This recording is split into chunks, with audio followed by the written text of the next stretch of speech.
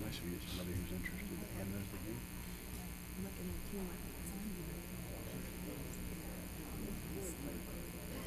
Coach your son good? Huh? Coach your son good? Yeah, always. Great. I've seen that model somewhere before. My assistant coach and me, we had 3 solid players right out of the box. That was kind of unfair. So.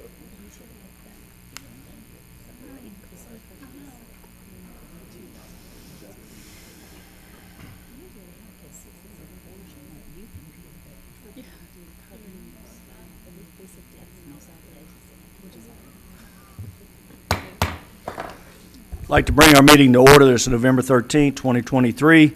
Tonight, our invocation will be provided by Councilman Ivory Craig, followed by the Pledge of Allegiance, led by Boy Scout Troop 59. If you would, please stand with me. Let's bow our heads. Thank you, Father God, for bringing us all here together. Thank you all for being here tonight, and we appreciate that.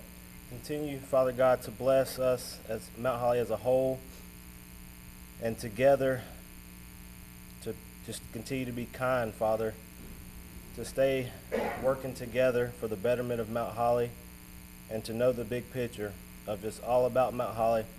Continue to bless City Council, staff, the mayor, and the citizens. In Jesus' name we pray. Amen. Amen.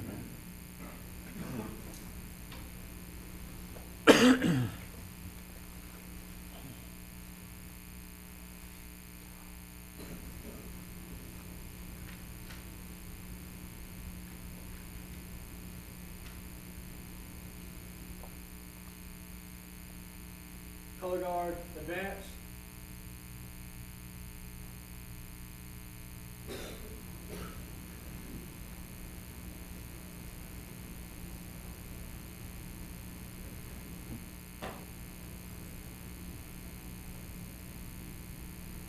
Color guard, post the colors.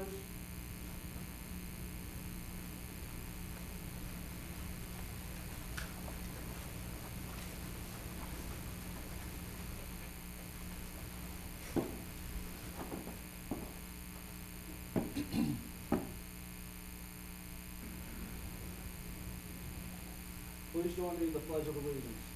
Salute, pledge. I pledge allegiance to the flag of the United States of America and to the republic for which it stands, one nation, under God, indivisible, with liberty and justice for all. Mr. Mayor, Council, fine folks of Mount Holly, thank you for having us again tonight. During this time of Thanksgiving, I'm trying to make this one short tonight, Mr. Mayor. During this time of Thanksgiving, I'd like to encourage everybody to think about what are you thankful for this time of year. Let the people around you know that you're thankful for who they are, what they do, and what they do for you.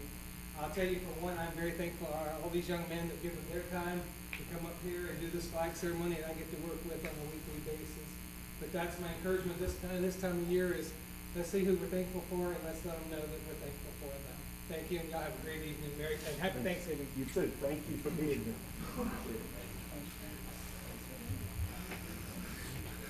I want to thank Troop 59 for being here. They have a great group. Good turnout tonight, so that's fantastic. They always support our meetings, and we appreciate that. Want to remind you we have public comment. Sign up when you come in. Additionally, we have a few public hearings tonight. We have 3. So if you wish to speak, please sign up. Under public comment, we do allow 3 minutes. State your name and address for the record, and we will take your information. Council will not respond to your questions, but we will take it, and staff will be responding to you. Next is set the agenda. We have one change. We're going to move new business number 1 right after the first closed session, and that will be the possible action on city manager position.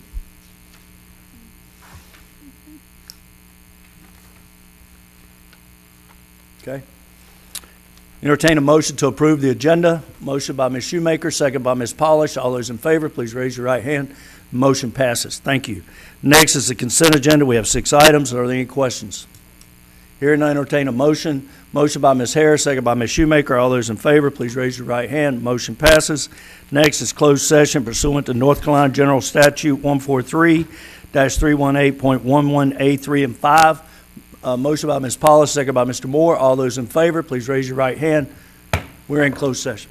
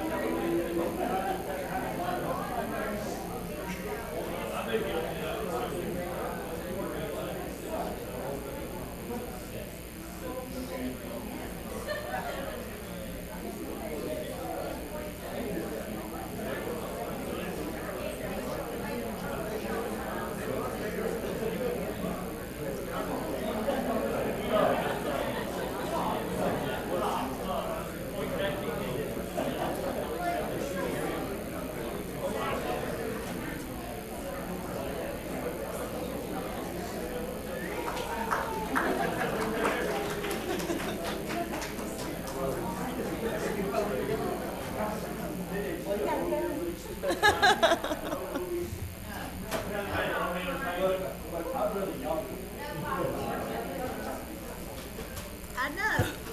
We should have put something on the TV for them. This meeting is gonna go until like midnight, just so you know. Hey. Reminds me of the Robert Lauren, Witt Day. when I first got on council, Oh, I know. that was every meeting. I drove to Chapel Hill every day. All right, we're back in to our regular session. Next is new business, possible action on city manager position. Council, we have vetted over 55 applicants. I want to thank Councilman Craig and Councilwoman Shoemaker for your hard work with staff and with Central Carolina of Government. They've done a tremendous job of helping us come to a candidate. We've come to an agreement on a candidate tonight, and we have a contract that is yet to be signed. But I would like to ask council if you made a decision on a city manager. Who would like to make the motion? Mr. Meadows. Make a motion that we make the offer to Mr. Blanton. To Jonathan Blanton. We have a second. And Ms. Harris, all those in favor, please raise your right hand. Motion passes. He's the strange face in the room that you haven't seen. Jonathan, we're looking forward to working with you. Tell Ranlow we mean no harm. We love Ranlow. Jonathan's first. What's that? And I want No, to thank she's you, there. Jonathan. Danny's ready to go January 2nd, but so Jonathan will be starting with us on January 2nd. The type of guy he is, he's in Ranlow. If you've been in Ranlow in the last 3 years, they've come 3 years further than they've come in 200. I'm not knocking Ranlow. I'm saying 60 years old. they are. And he's done a remarkable job, but what says about him is I don't want to leave the projects I already have working in the middle. I want to finish my time there. So we were wanting December 13th, and he said January 2nd, but we respected his decision. We respect his wishes. So thank you, Jonathan. Look forward to working with you. Next is a presentation on salary study, Pam Overcash.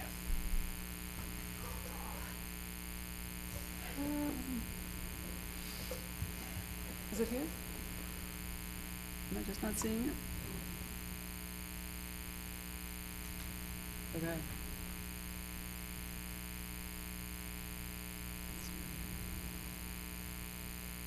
I can't find it. Help me. I'm not off to a very good start, am I? It's okay. You hiding it on me? There it is. Oh. Yes. That, I didn't have my special glasses on. Okay, thank you.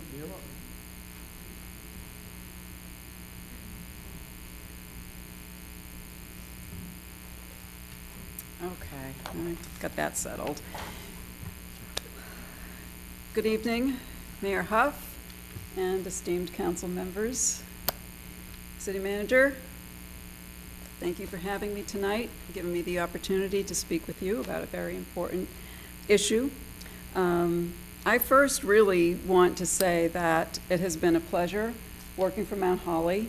Danny, Brian, Alexis have been so wonderful and helpful and very responsive to me in helping make my job so much easier. And I have had the pleasure of meeting so many employees throughout, of all ranks throughout the organization, and they're great.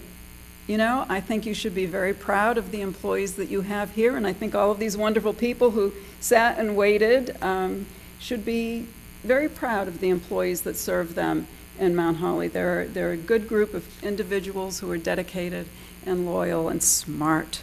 And I also want to thank you, Council, for your commitment to your employees through wanting to do what is right regarding the market study. So I just want everyone to chew on a couple of things as we go through this. And the first is a quote from President Theodore Roosevelt: "Comparison is the thief of joy." We all know what happens when we're toddlers, We're happy with what we have until we see what somebody else has, right? And then we want that. I'm that way with cars. I don't drive a great car, but I always want one when I see somebody else's nice car. And the game of dominoes. Compensation plans are very complex. They have a lot of moving parts, and most things don't happen in isolation. Dominoes can flow from the bottom up, from the top down, and across the departmental lines, because one thing affects another thing, and we have to bear that in mind as we go through this. The market study, this is just quick, I think you already all know this. The market study rewarded longevity, and that's okay. That's what it was decided to do. However, as Monday morning quarterbacks, most of us think, well, we didn't really like how that turned out. It created some inequities and perceived inequities, and we didn't like how that turned out.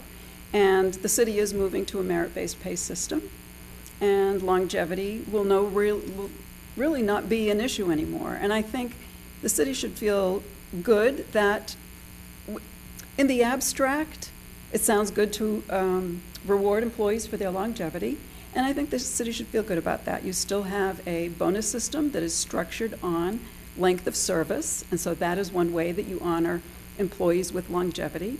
And quite frankly, working for a county government, your longevity is rewarded through the North Carolina State Retirement System. So it's not that we're not rewarding our employees for their longevity. We certainly do value that. The study criteria were applied consistently. I think there were some questions as to whether or not everybody was treated the same and whether we liked the way it came out or not. They were. And 56% of the employees received the 3% COLA. And I think most employees who receive the 3% COLA don't realize they're in the majority of employees in the city, and perhaps what they don't realize is that means that they have been paid at market, right? If you're only getting your typical COLA, that means you have been paid at market all along, and it's the other ones who are trying to catch up. So the study implementation issues, I think, surrounded communication. I think there wasn't enough communication. I don't care how you survey any organization at any point in time, what the problems are, communication is going to be in the top 3 every time, right? So this is not unique, but it certainly created some issues because people were unsure of how things were done, and it didn't make sense to them when they started comparing notes, right? They didn't understand how it worked. And I think it needed a little bit more review than it had. I think some of the issues that we have found could have been found earlier through a review, more rigorous review process. So the employees' concerns come into several classifications, several categories, classification being one of them. And that's genuine, that's real. I found that to be a real issue throughout the study. The study was based on longevity, and it didn't take into account classification, so those classification issues did not carry through. Compression. Compression is when salaries are too close, and compressions are like the dominoes. Compressions can happen within a grade, they can happen within a department, and they can happen across departmental lines. And then inequities.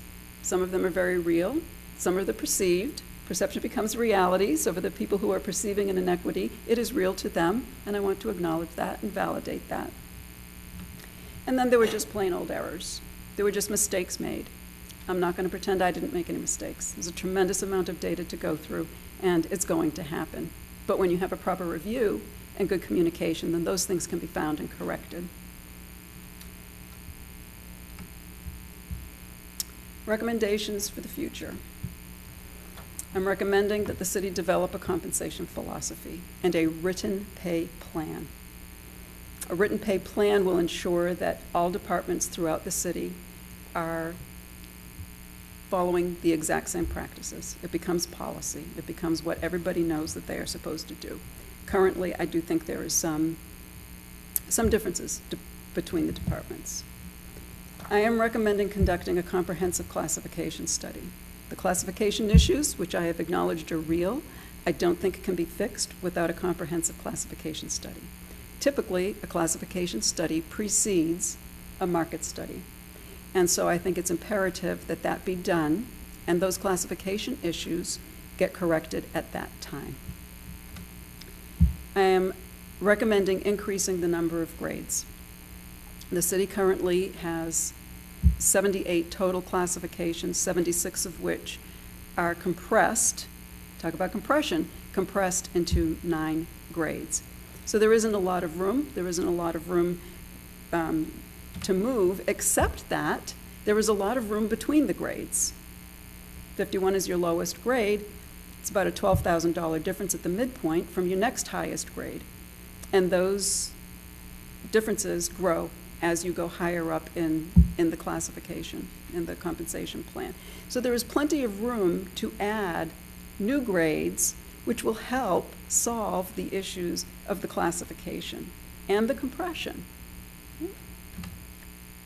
And finally, to utilize tiers. And tiers are a very clearly defined way for employees to move through their grade, right? It says, if you start here and you get this certification and this degree, then you move here. And if you get this certification and this degree, then you move here.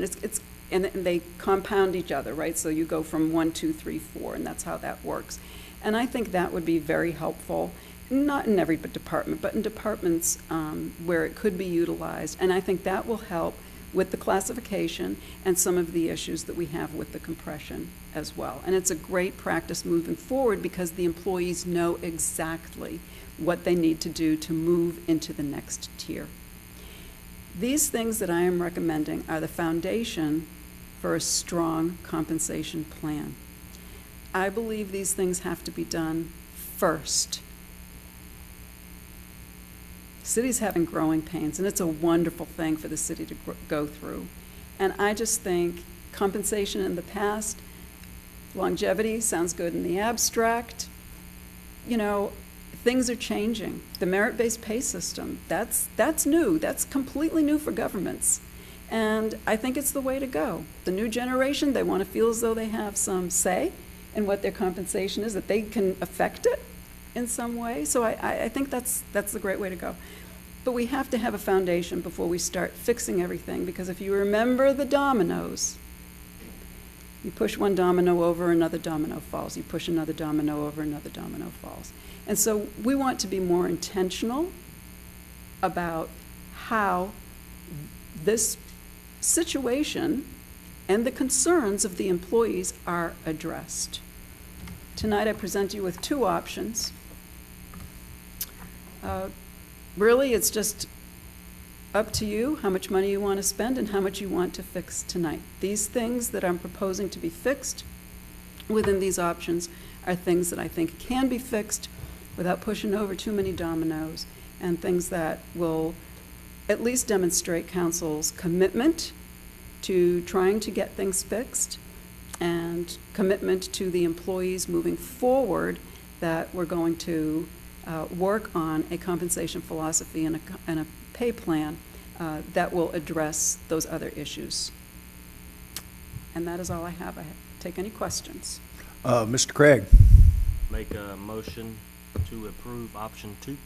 Okay, I have a motion and a second. All those in favor, please raise your right hand. Motion passes. Thank you. You all. Mr. Meadows.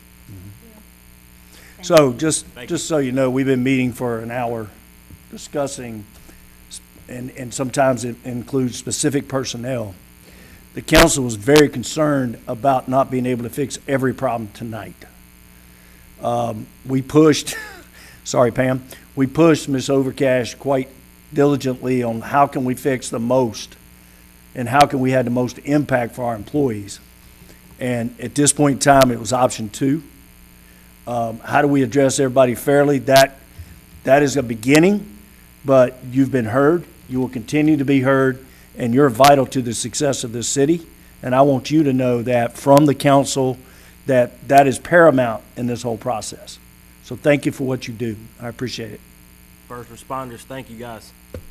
Thank you, guys. All right. Next, Better City presentation of action plan. Jason Godfrey and Ming. All right, here it goes. Go. Gal. Well, I'm Hugh, Howe, and Hogue, so.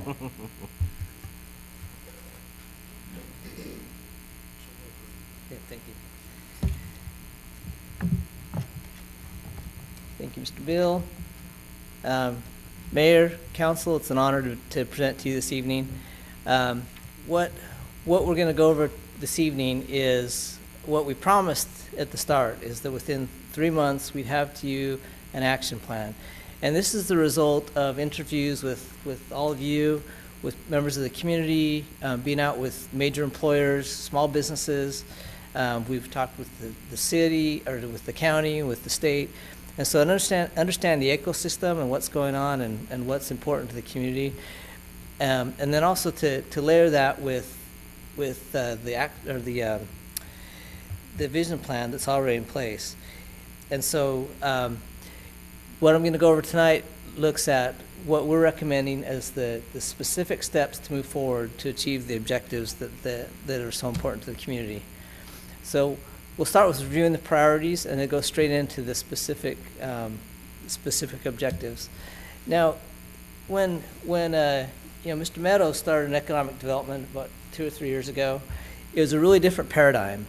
Economic development is a relatively new discipline if you think about it. And it started off with jobs. Just go get us jobs. But then there dawned a realization that, okay, who's going to fill those jobs, right? And then it dawned the realization, like, where are they going to live?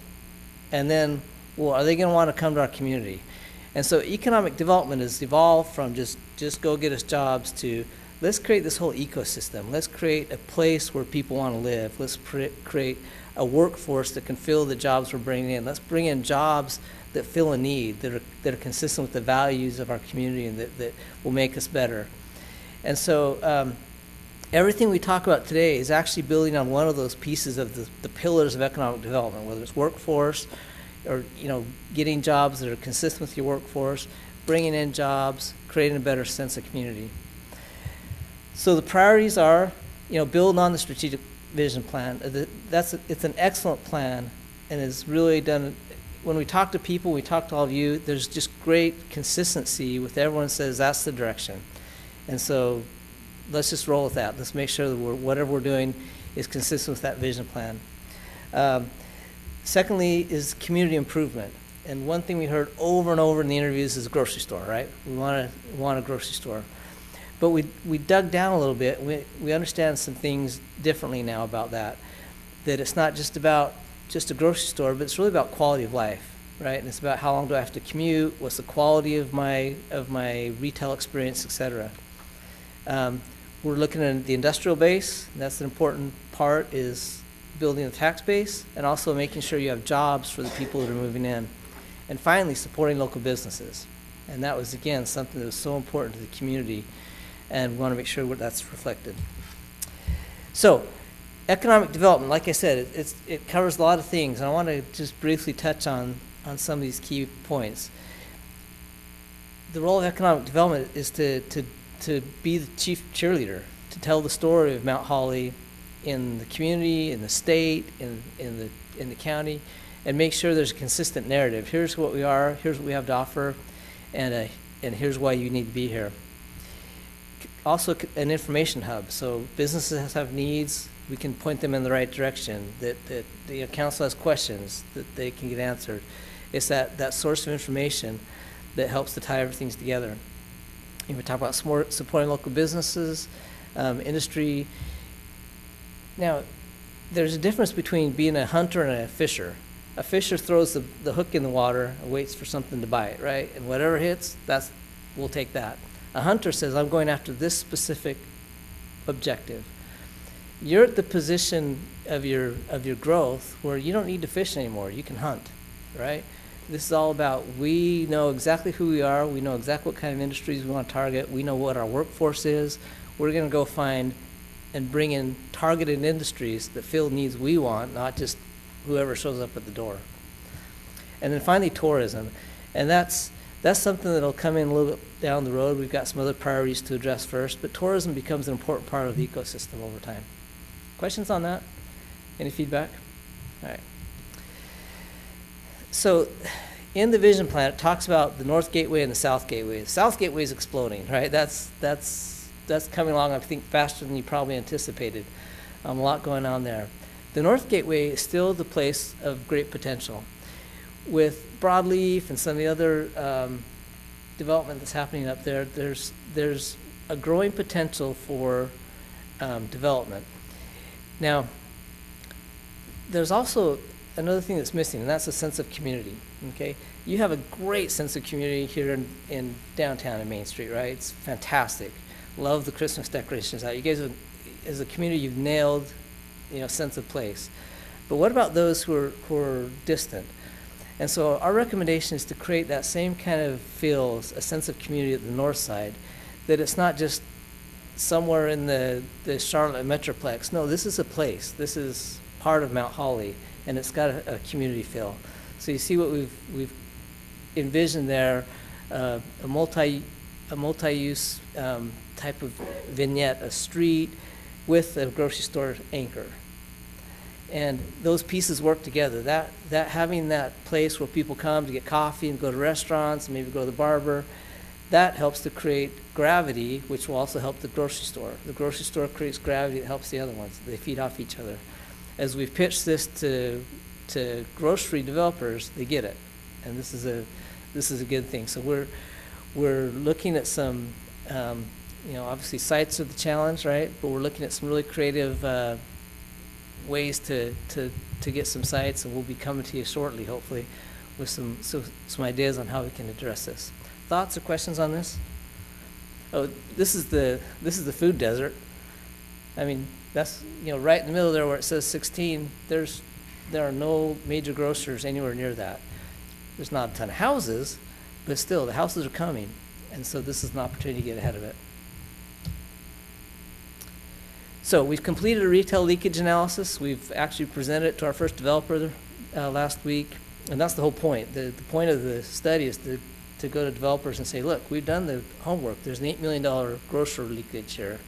There's a apparel leakage here. You can get retailers in here. So that's been done. We're already starting to utilize it. And the next thing is the project design, because you can just say, hey, here's a parcel, developer, come here, or you can say, we're going to design this, and then we're going to do an RFQ, and you come in and show us how you're going to, it doesn't have to be exactly this, but here's the concept. And if you initiate the design, then you're in the driver's seat. And that just feels a lot safer. You're not at the whim of the developer. So we advocate to do as much of the design as possible and really be direct about what the requirements are. If you want to play ball, if you want to have us help you with this project, here's what it's got to look like.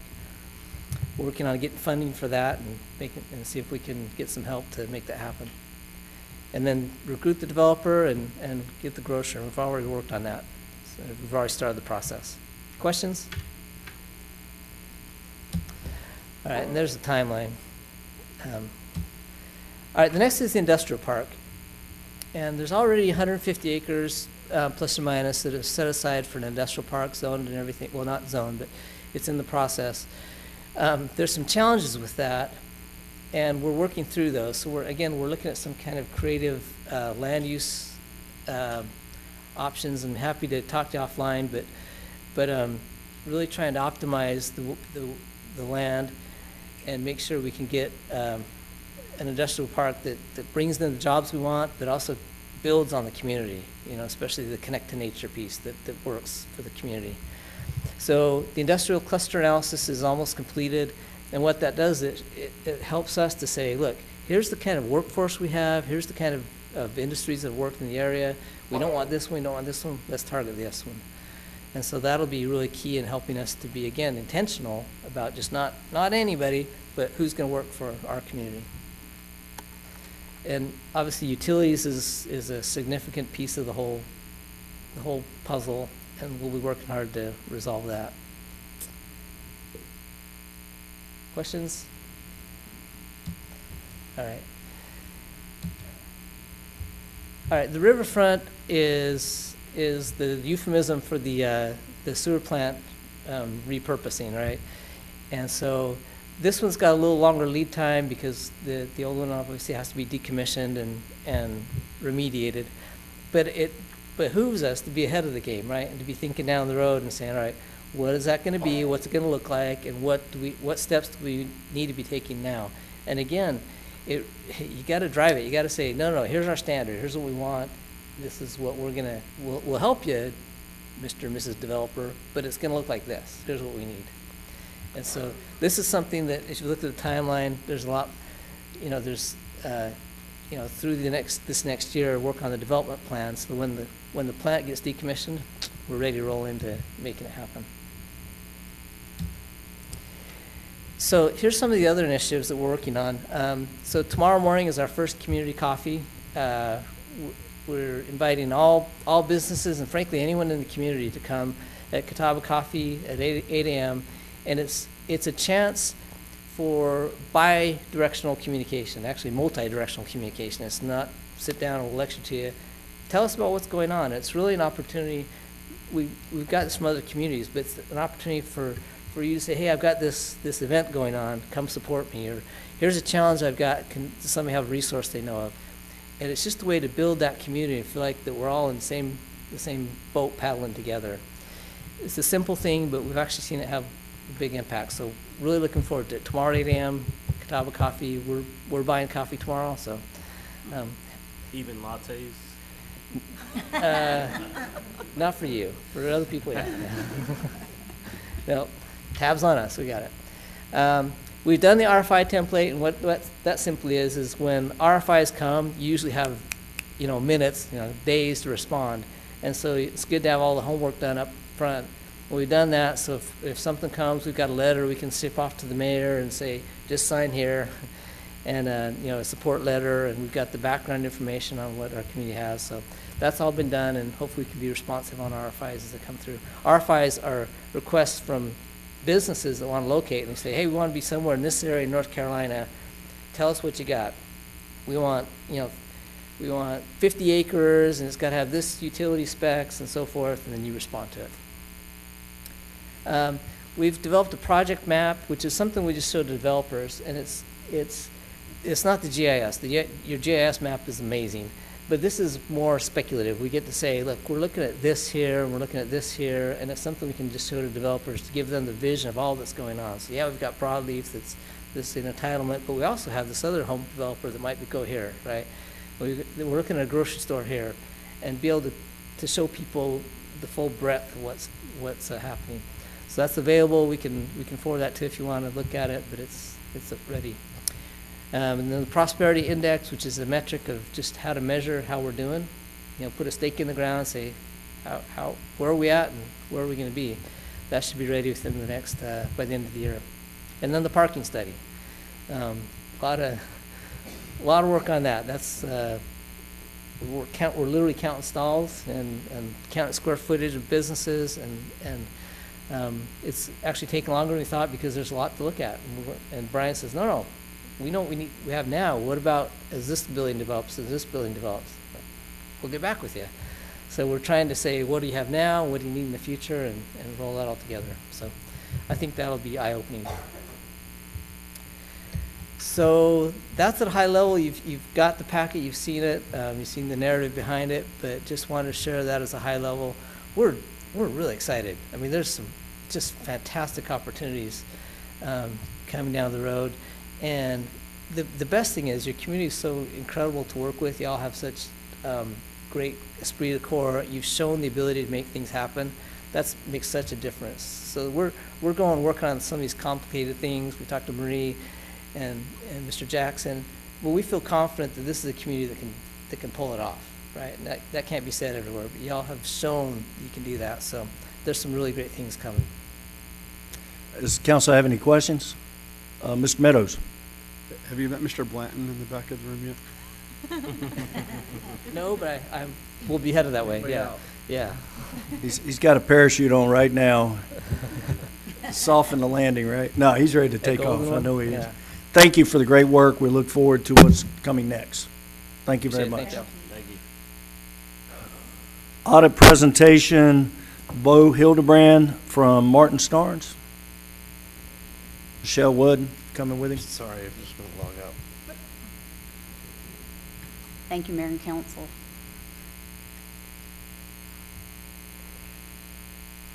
And I'll introduce Bo Hildebrand with Martin Starnes.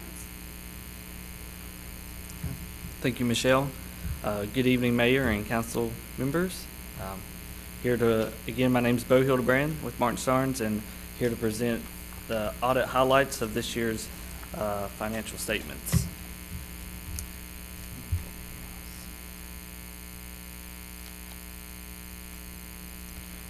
Okay, thank you again this year for having us as your auditor. This data, keep in mind, is as of June 30th, 2023, and the report has been approved by the LGC.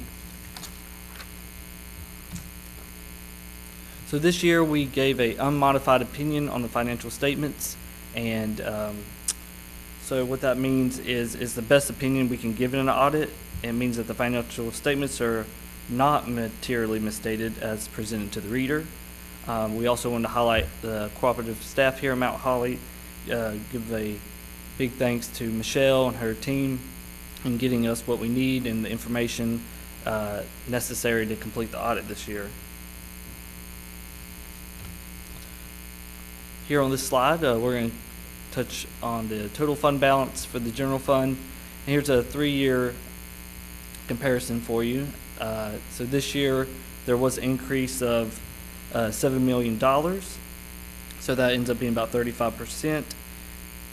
And a large portion of that was due to the American Rescue Plan monies that y'all used for salary replacement and to pay for salaries and benefits of the employees of Mount Holly.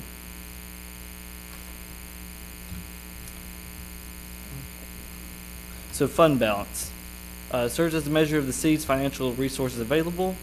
Here we have the equation for fund balance. And then we have the 5 classifications, and that being non-spendable, restricted, committed, assigned, and unassigned. And in the financials, that would be in Schedule C. Also, there's notes in the financial statements for the details of those. So here we have the fund balance position for the general fund. So total fund balance was roughly 27 million. We take out your non-spendable, your restricted, your committed, assigned, leaves you with the unassigned fund balance there. And then that was an increase this year of around 4.7 million. And so it translates to about 34% increase, and this is mainly due to the increase in the overall general fund balance. So available fund balance here is defined by the LGC as follows. You have your total fund balance, you subtract out non-spendable, you subtract out PAL bill, and then your stabilization by state statute, which is required. That becomes your available fund balance. Available fund balance is a percent of expenditures and transfers to the other funds here in general fund. Here's a 3-year comparison. This year we're at 124.5%. And roughly 8.3% is approximately a month's worth of expenditures per the LGC. And the city has almost 15 months worth of fund balance. And there was about a 22% increase from prior year. We'll give you a 2-year comparison here on the general fund. Available fund balance last year was around 16 million, this year 22. You have your total expenditures transfers out, less proceeds, and then you have your available fund balance out of the total expenses and transfers out. For the most, here's the 2 recent years of that.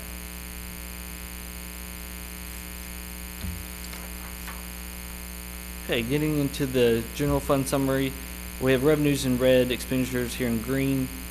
There's increase in revenues and increase in expenditures. Revenues increased about 10%, expenditures about 14% here.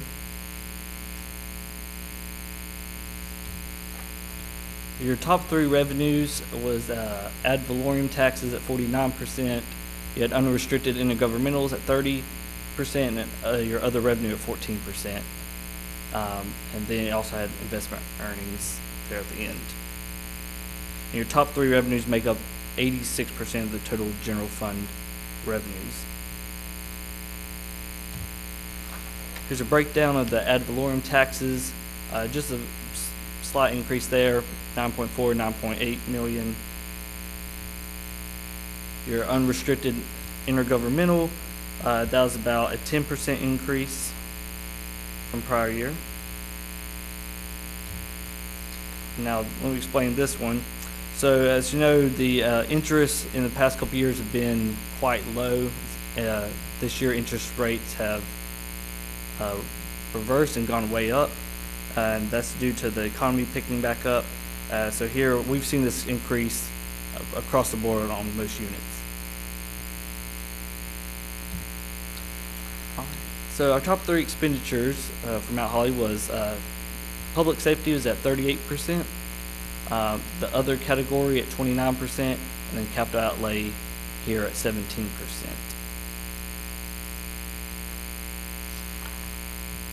So break down that, public safety actually had a small decrease in their expenditures from 7.2 to 6.9 million. We have the general government increased from 2.5 to 3, and that's mainly due to a salary study performed in prior year but being effective this fiscal year. We have capital outlay went from 1.5 to 3 million, and that includes a assortment of capital outlay things. So going to the water and sewer fund and their results, we have last year and this year, and it's kind of small, so I'll be brief in translating that. So I want to touch on the big parts here. You have your operating revenues, your non-operating revenues, your capital outlay, your debt service, other expenditures, and you have your revenues. So your two main increases here was non-operating revenues at 10% and then debt service at 66%. I just want to touch on that debt service. That included the IT subscription expenses, which was included in the debt service, and that was with our new standard implemented this year, the GASB 96. So the city added a total of like $225,000 between general fund, enterprise fund this year, as it'll split. And then you have the down at the bottom there, the full plural.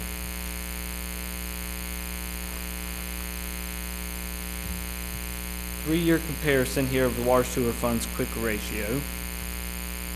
So the quick ratio here measures how many times current assets are able to cover current liabilities. The city can cover its current liabilities with current assets 13.2 times. And really the LGC is only concerned with units of a quick ratio below 1. So you're doing really good there still. Water and sewer funds, the rate calculations here, the 3-year comparison. You're here in 2023, you're at 4.2 million there. And so the main concern there is having a positive balance. And then here on that 167.3%, really the bare minimum is 16% that the LGC requires, so you're doing really good at 167%. And that is the unrestricted cash over the total expenses less depreciation plus debt service principal. And that's really concerned about the billing cycle, which is about 8%, and then add another extra month on that. So like I said, you're doing really well. Now to the financial performance indicators of concern, also known as FPIC. We had one performance indicator of concern in the current year. And this is for the data input sheet that gets prepared at the end of the audit. The LGC has added additional tabs, and using the data we input, they have these figures that they calculate. So things that pop up in red means that there's something of concern that may require auditors to speak about it. So after we finished the financial numbers, it was noted that the water and sewer capital assets condition ratio may need some attention. Right now, that's at 0.43. So the average, or not the average, but the any remaining useful life value that's less than 0.5 ends up becoming red. And so, again, this is just based off numerical data. And we understand that the city is currently in a big water project with the city of Charlotte. So we know that these numbers will continue to get better, and that you'll go green in this ratio. Now, the city is required to answer the LGC regarding this with a timely action plan. We previously discussed with Michelle, and she has an idea of how to answer the LGC performance indicator, and she's welcome to contact us again once she starts drawing up that response and y'all's response together for that. And also, there were no audit findings in the current year, so that's good. I'll touch briefly on the TDA. Here, the revenues and expenses both went up this year. Occupancy tax increase, expenditures also increased. Mainly the increase in expenditures was due to advertisement and marketing. And so that's not too unusual to have them both increase at the same time. And then here is their total fund balance at $360,489, and that's about a $27,000 increase. So at this time, I'd like to take any questions or concerns I can answer. Mr. Meadows?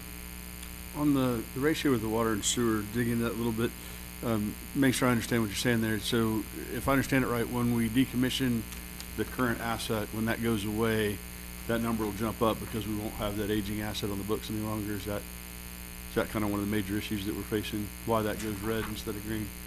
See, Michelle said shaking, so I think. Yeah, so the ratio calculates the remaining useful life of your capital assets. So your assets are coming to the end of their lives, and that's what's causing it to go down, but so much. But as things come off the books and new things come on, that ratio does change.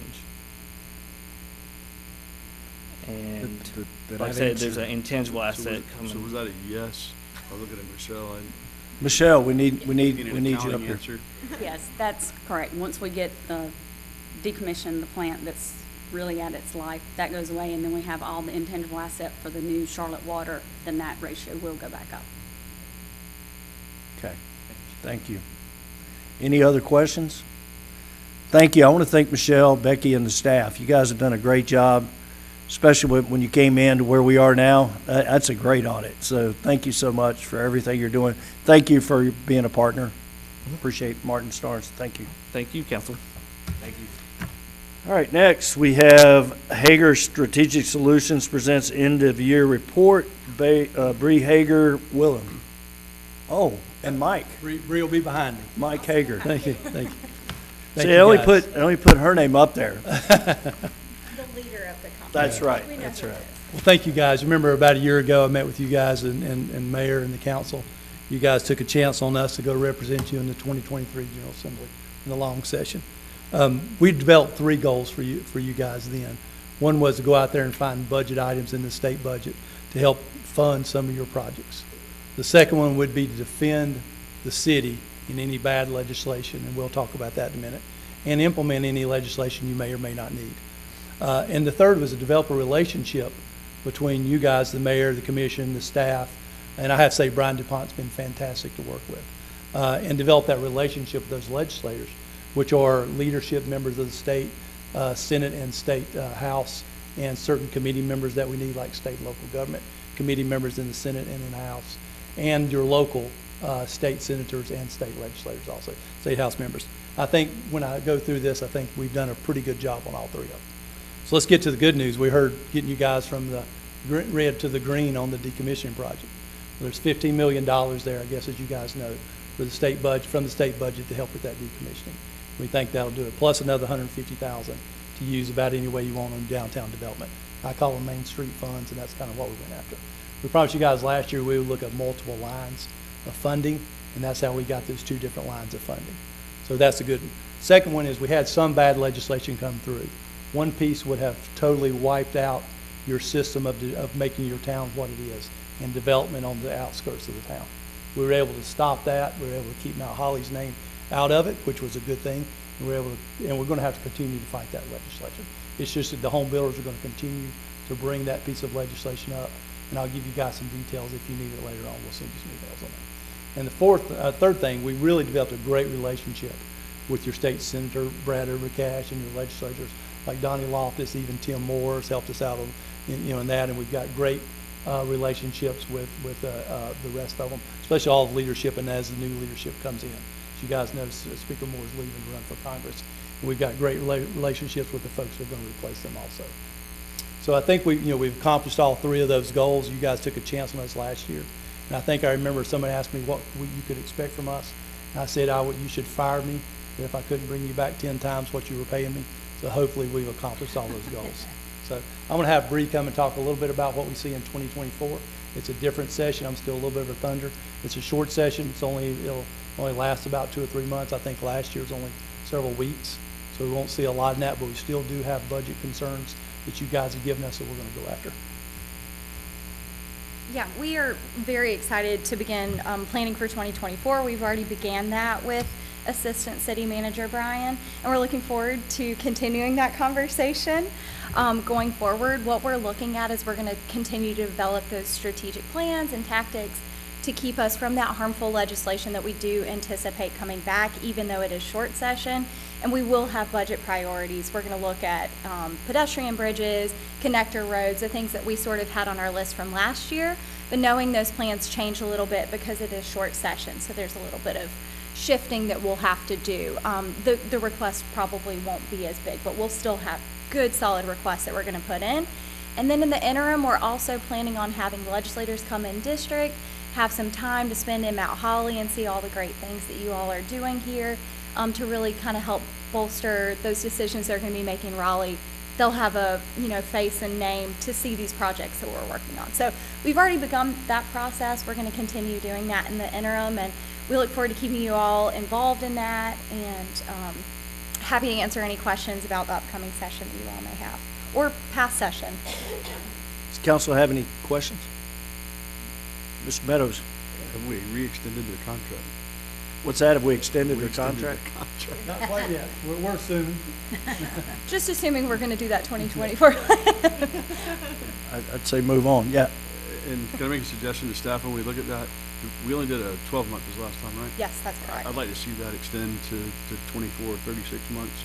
This relationship has proved to be fruitful beyond our wildest imagination already, and I think it would continue to be. So I'd love to see us extend that, so you guys know that we're going to be with you longer term, because I know there's other folks vying for your attention, and I don't want them to get it.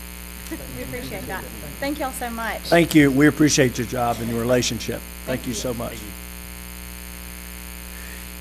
All right, consideration to approve placement of digital downtown gateway monument sign at 613 South Main Street, parcel 124,515. Huh? Oh, it's right there together. I know. Sorry. Sorry, guys. Same guy. It's the same guy. We'll just keep him up there, right? Presentation on RFP for Veterans Park. Thank you, Pretty Mayor. big. That's a pretty big skip. Yeah. Thank you. Thank you, Mayor. Thank you, Council.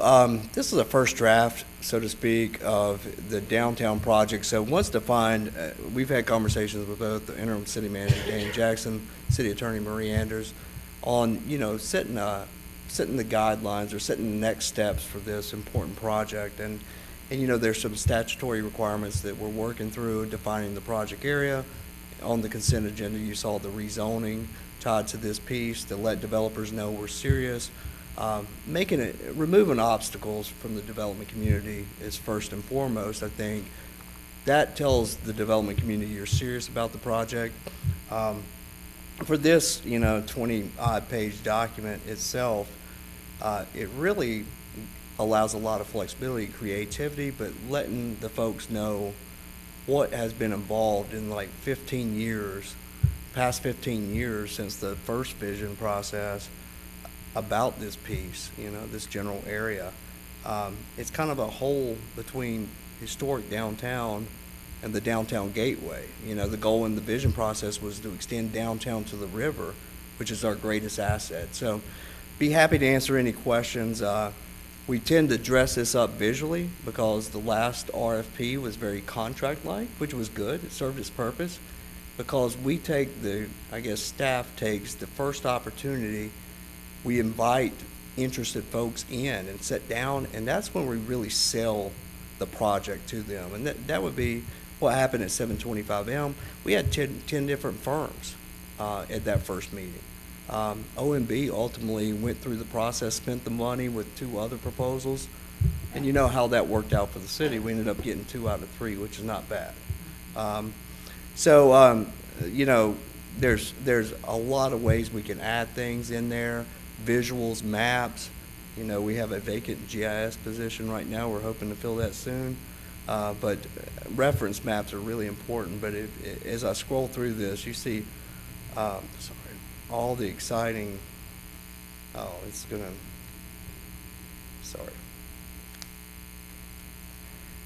scrolling down through this, you really see all the work that the city's done right here, and that lets the proposal know that the city has a lot on the horizon, a lot to be proud of. So be happy to take any questions on this. Again, this is a first draft.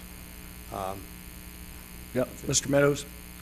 So as I read through, I just want to make sure that we do a little more explaining around the purchase. Certainly want to make sure that we follow whatever state statutes are, but the end goal here is to end up with a park that we control. So, if we have to do something where they have control of the land for some period of time until the capital improvements are in place and the development agreement requires that to be conveyed back to us, I want to make sure we stay in the statute, so I'd like staff to take a look and see how do we thread that needle and make sure that we meet the statute when we go in with the RFP and how we come out with the asset that we intended. The whole idea here is that we're looking for a way to fund our parks through the private leveraging and following the strategic vision plan. So that was one item. Go ahead. So, the rezoning, I think that is an excellent idea to go forward with, to show the development community that we're already moving in this direction. We did the same thing with OMB, where you showed them, here's where I'm going. We can adjust that as we need to as we go. So I'm happy to see you guys working on that as well. The one thing I didn't see that I'm hoping we can find a way to at least speak to, and I don't know if it's part of it formally or if, like we do with bids, like it's an option. I guess I'm looking at Marie, the 3 acres across the way. You know, if you've got somebody coming here and looking at somewhere between 5 and 7 acres of development, going ahead and pointing them in the direction of, hey, right across the street is another 3 acres that only has 4 or 5 property owners that could be assembled here, that we would love to see developed as well. I think that's something that we could explore, including and pushing people in that direction. If we can't make it formally part of this through the state statutes, I know there's pretty specific language that we have to go through to make sure that we have the development agreement, we have to control the land. But I think that if you start pushing people in that direction, you know, a phase 1 on one side of the road, a phase 2 that they may take on their own once they discover what we have to offer here. So those are my few comments I'd like to see staff look into. Definitely great comments. Any other questions or comments? Thank you. Yeah, thank you. Next, Greg. Apparently, This- there's a digital downtown gateway monument sign we're going to talk about. And I don't have the graphic up, but you can see in your packet the graphic. So, as you know, the Mount Holly TDA was looking for ways to expend funds. And, you know, it has to be tied to specific goals, you know, heads and beds, as they're saying, to get people in. And you looking through the vision plan and the new wayfinding plan, you're starting to see some of the wayfinding signs go up. These 3 digital message board signs have been, you know, dreamt about for years. Going back to the widening project, the family video location was chosen, and then the state said, hey, we're gonna take all this land, and we're gonna tie it up for several years. So that's why that project was put on hold, but there's a silver lining in all that the TDA and the Gaston County Tourism Development or Travel and Tourism Department has looked at trying to do a 50-50 cost. Now, in your packet, it says it's you know, some money's tied to economic development that we have a line item in, but I think their goal is to initially fund half and half. Now, what we went on was the minutes from the September meeting that has the cost breakdown, but certainly we just wanted to get council's direction to move forward. The next steps would certainly be working with the city attorney to acquire the appropriate easement and go out to bid on these signs and have a project. We already got that background work set up, but to really have our first digital message board sign that could advertise downtown events and, you know, the Christmas season coming up with all the You'll Love Mount Holly things could be posted next year, hopefully, on this thing. So we just like to get your blessing, so to speak, to move forward with having this. Okay, council, having questions, would you like to take action? Mr. Craig? Move to approve staff recommendation. All right, second by Mr. Moore. All those in favor, please raise your right hand. Motion passes. Thank you. Can't wait to see them. Next is Dutchman's Creek Bridge update. Scott Betts from KCA. Scott, thanks for hanging in there.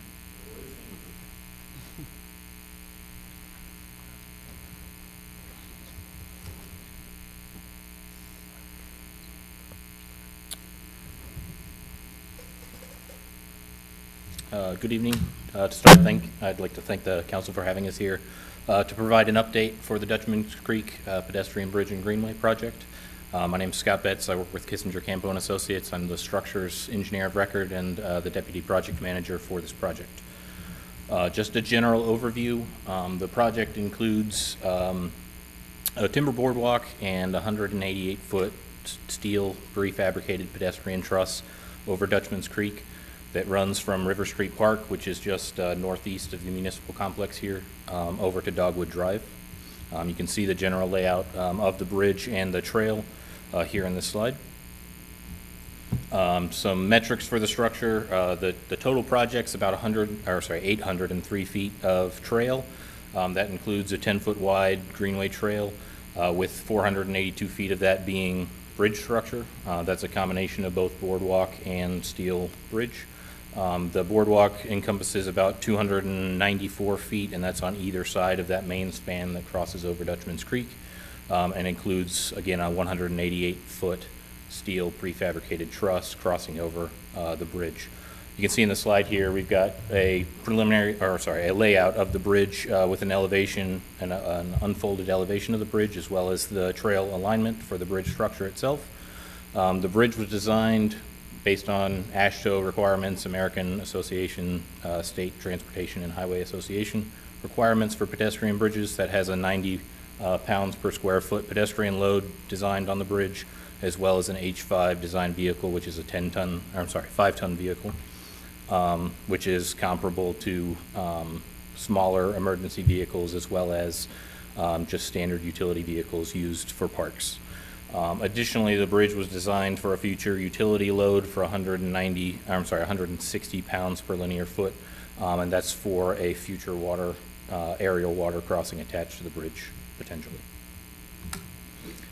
Just the project steps to date, what we've performed. KCA got NTP for the project in December of 2022. We looked at all the previous studies that were done for the corridor here. We prepared an invitation to participate, and that's primarily and mainly for the steel span that goes over the Dutchman's Creek. That was sent out to prefabricators, steel prefabricators and designers for that main span. We got, from the invitations that were sent out, we sent those out to 5 qualified prefabricators. We got 2 responses from those 2 fabricators, those being Bridge Brothers and Contec. We prepared from those invitations that we got layouts, which I'll go over in just a second, for the steel spans. We also got the loading, which was used for the design of the substructure for the main span, and also cost estimates for that steel span. KCA prepared preliminary plans in March of 2023. We prepared 95% plans in June of 23. We also prepared the bridge survey and hydraulic report, the BSR, which is required for permitting, in July of 23 as well. In July of 23, we also got the request from the city to add that utility loading that I was speaking of to the bridge, so we had to go back and do a little bit of redesign, and that led into the final plans, which we submitted in October of this year. That includes structures plans, trail layout, trail plans, lighting plans, and that BSR. And currently, we're just pending sending in the signed and sealed plans for the project, as well as the specifications. Going to the 2 responses that we got from fabricators. So we sent out allowable criteria for that steel span that goes over. From the 2 fabricators that responded, we got, from Contec, we got this arched detail that you can see on the top, which really matches closely to what the plan view that we had in the previous slide showed.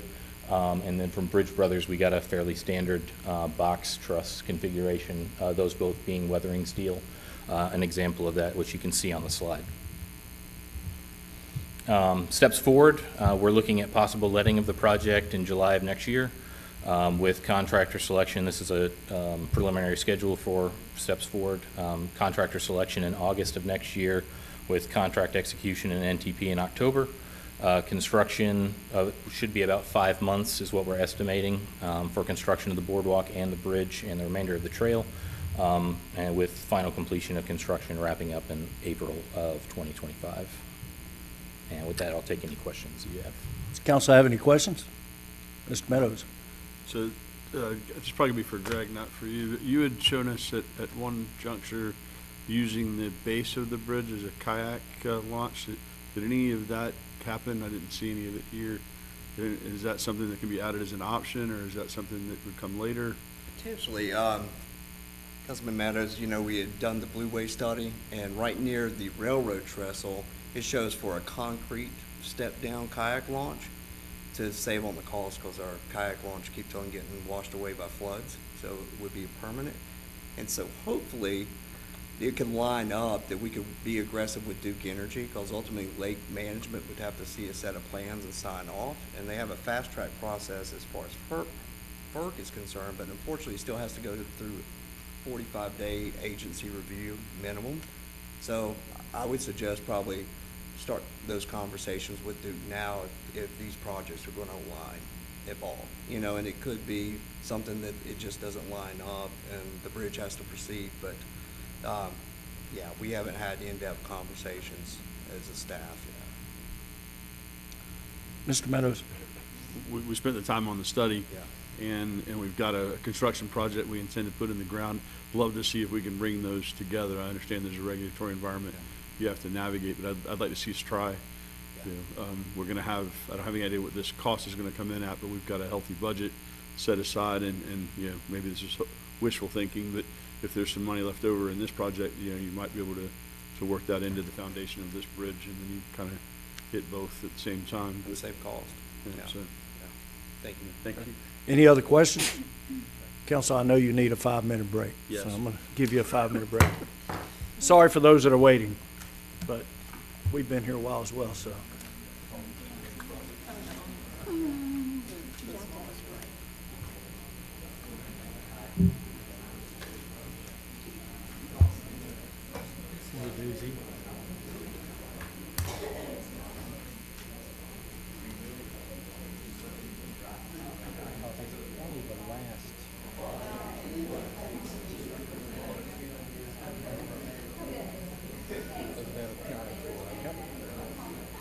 That's exactly, I think, why.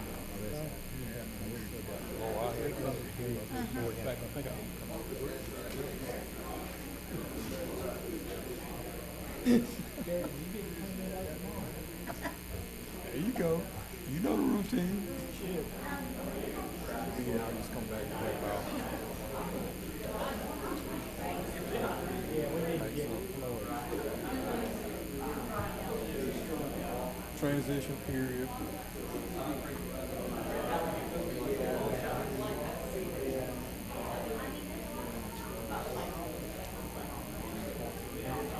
About a month ago?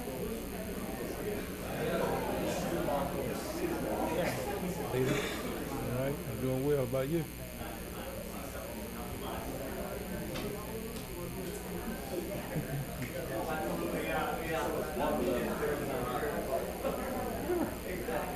Guess me before I leave. Tell me when I'm here. You got your number too. No, it's not like that. It's just like that. Time to do it. 4 years. Come back to help out. It's no one back in here. I saw you in the.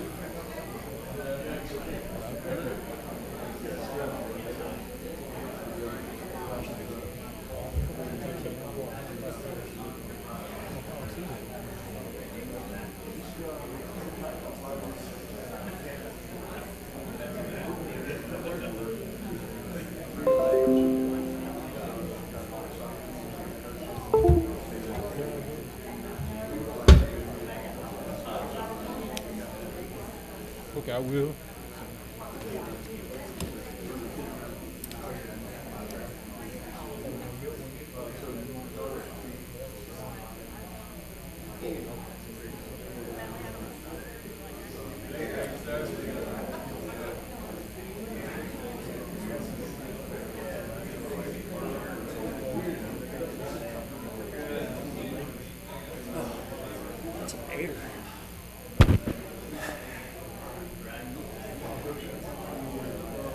I needed to get some caffeine. I haven't had soda in like. Anybody signed up? Just, no, just the unscheduled public comment. Council can start making your way back. We can go ahead and try to get started.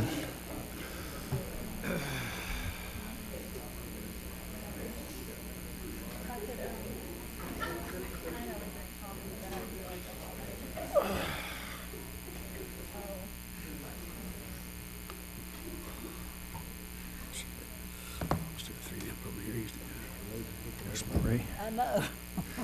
All right, next on our agenda is a public hearing to consider rezoning the parcels 124,095, 307,978, and 307,979 from R8 single family to R8 multifamily to office and institutional rezoning case number R234. Mr. Lowe. Thank you, Mayor. Thank you, Council. So, like the mayor said, basically this is rezoning three parcels on West Catawba from residential to office and institutional. Planning Commission considered this at their meeting. They recommended approval. Staff recommends approval. And I can answer any questions. All right, seeing no questions, I'll entertain a motion to go out of a regular meeting into public hearing. Motion by Ms. Shoemaker, second by Ms. Harris. All those in favor, please raise your right hand. Motion passes. We have no one signed up for the public hearing. I'll entertain a motion to go out of our public hearing back in our regular session. Motion by Ms. Harris, second by Ms. Polish. All those in favor, please raise your right hand. Motion passes. Council, what would you like to do on this? I'd like to make a motion to approve the request. Okay, we have a motion by Ms. Shoemaker, second by Mr. Meadows. All those in favor, please raise your right hand. Motion passes. Next, public hearing to amend section 5.25 of the manual for downtown development. Mr. Lowe. Thank you, Mayor. Thank you, Council. So basically, this would just update the manual for downtown development to regarding the height for awnings. So this change would current standard is 10 feet. So we're amending it so it would fall and match the state building code and help businesses, improve their buildings without with lesser regulations. So and also we would be following the state building code. And the current state building code is 7 feet, but why we didn't put the value in the text amendments, because if the state building code changes, then we would have to update our ordinance. Again, Planning Commission reviewed this case, recommended approval, and staff recommends approval. I can answer any questions. Okay. Entertain a motion. Or you got a question, Christine? No, okay. Entertain a motion to go out of our regular meeting into public hearing. Motion by Ms. Polish, second by Ms. Harris. All those in favor, please raise your right hand. There's no one scheduled to speak, so I'll entertain a motion to go out of our public hearing back in our regular meeting. Mr. Meadows makes the motion. Ms. Harris seconds. Council, would you like to, Ms. Harris? I would like to move to approve. Okay, a motion, second by Ms. Polish. All those in favor, please raise your right hand. Motion passes. Public hearing to amend note number 12 of section 7.1 of the zoning ordinance. Mr. Lowe. Thank you, Mayor. So again, this would update our zone ordinance for churches, synagogues, and other uses that are similarly situated. Basically, would update the setback that's required. Currently, we have a 50-foot setback for both for the front, rear, and side. So basically, this update would make the front setback 30 and the rear setback 25 and the side 25. So it basically reduces the setback so folks can use more of their land. So again, Planning Commission recommended approval, staff recommends approval. Entertain a motion to go out of a regular meeting into public hearing. Motion by Ms. Polish, second by Ms. Shoemaker. All those in favor? Motion passes. I have no one signed up. I'll go out of our public hearing back in our regular meeting. Motion by Ms. Polish, second by Mr. Meadows. All those in favor, please raise your right hand. Motion passes. Council, do you wish to take action? Yes. Ms. Polish, you would like to motion to approve, second by Mr. Meadows. All those in favor, please raise your right hand. Great job, Mr. Lowe. That's the fastest we've ever been through those 3 public hearings. Well, all part of the service kind of thing. Thank you. It gets this time of night. We're ready to move, buddy. You ready? All right. Next is public comment. Ms. Gloria Mack.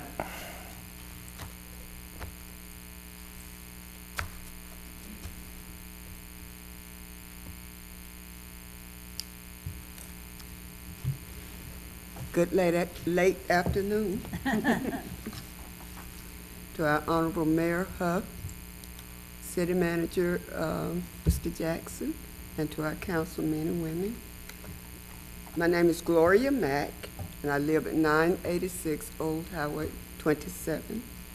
I am here tonight appealing for the upcoming vacant City Council seat. I know the council will appoint someone to fill the 2-year term that's remaining for Councilman Moore, who was elected as mayor. As I received 19% of the votes, only losing to Mr. Meadows by 64 votes. I am asking to be appointed to fill the remaining term of Mr. Moore. Being raised in Mount Holly, I have a vision to add to the growth of our city, and I heard so much comments tonight. We're growing fast, and I want to be a part of that growth. I have a vision to add to the growth of the city, as I said. I would like to team with the city council, with churches, with businesses, and all the concerned citizens to make Mount Holly a true, active, playful city that we can be known in the USA. I will proudly serve as the first black woman of the Mount Holly City Council. So I ask that you would consider electing me to sit in that seat. Thank you. Thank you. Next is closed session pursuant to North Carolina General Statute 143-318.11A3 and 5. I need a motion. Motion by Ms. Paulus, second by Mr. Moore. All those in favor, please raise your right hand. We are in closed session. Again. Again. If y'all want to stay another